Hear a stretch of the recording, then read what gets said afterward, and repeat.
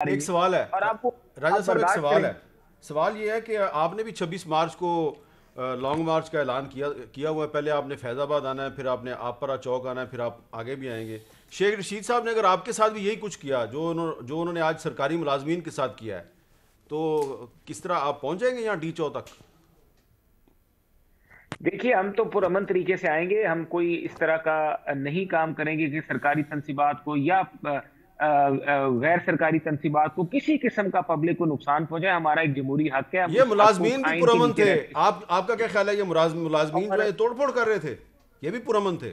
नहीं, मैं आपको जरा इब्तिदा में बयान कर रहा हूं कि कल ये बात ना हो कि जी हम एग्रेसिव थे और हुकूमत जो थी वो एग्रेसिव नहीं थी। मैं अपनी नीयत वाज़िया कर रहा हूं कि हमारी नीयत ये है कि हम अच्छा। पुरअमन तरीके से आएंगे, लेकिन अगर हुकूमत ने रुकावट खड़ी की तो फिर बिल्कुल हुकूमत का मुकाबला करेंगे। हमें आइन और कानून इस चीज की इजाजत देता है। हम बिल्कुल आगे आएंगे और जहां तक हमारा हुआ हम उस तरीके से वहां तक आएंगे। और मैं समझता हूँ कि शेख रशीद साहब को इस सारे मामले का इल्म है। वो इस दफा वो हिकमत अमली नहीं अपनाएंगे। अभी भी गलत किया जो अपनाई है।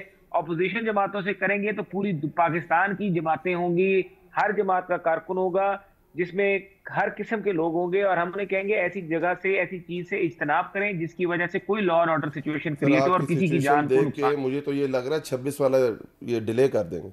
डिले कर देंगे? हाँ, आंसू गैस चल रही, वो आंसू गैस में तो आता ही नहीं है ना। नहीं नहीं, स्काइप पे एहतजाज करेंगे। अच्छा, स्काइप पे थे। हाँ, वो स्काइप पे कर सकते हैं एहतजाज। ठीक। लेकिन आप ये बताएं ना कि आपने 126 दिन का धरना दिया था, आप पे भी आंसू गैस चली थी। बहुत शदीद। ठीक है, पे एक दफा तो नहीं चली, पूरी चीफ जस्टिस मूवमेंट में चली। वो ठीक उसके है। बाद पीपल्स पार्टी के दौर में चली, जब हम चीफ जाते थे जस्टिस आसात की होते थे। मूवमेंट जो है वो उस वक्त तो मुशर्रफ का दौर था नहीं, ना। उसके बाद पीपल्स पार्टी वाले दौर में आपको याद होगा जब उनको हम बहाल कराने का चल रहा था, उस वक्त भी बहुत चली थी। तो ये मैं सवाल ये कर रहा हूँ कि 126 दिन का धरना देने उस वक्त वाली तो ये जमात के दौर में जब आज ये आंसू गैस चलती है और शेख रशीद वजीर दाखिला होता है, ऐसा लगता है ये तहरीक इंसाफ की हुकूमत तो नहीं है? सर मैंने इसमें एक कमेटी बनाई गई थी जिसमें परवेज खटक साहब थे, जिसमें अली मोहम्मद खान साहब थे, जिसमें असद उमर साहब थे, और उनको इंगेज कर लिया गया था। हामिद भाई, मैं फिर यही कह रहा हूँ कि मंडे वाले दिन मेरे ख्याल में रात में ये निगोसिएशंस जो हुई हैं उनके साथ वो कामयाब हो गई थी।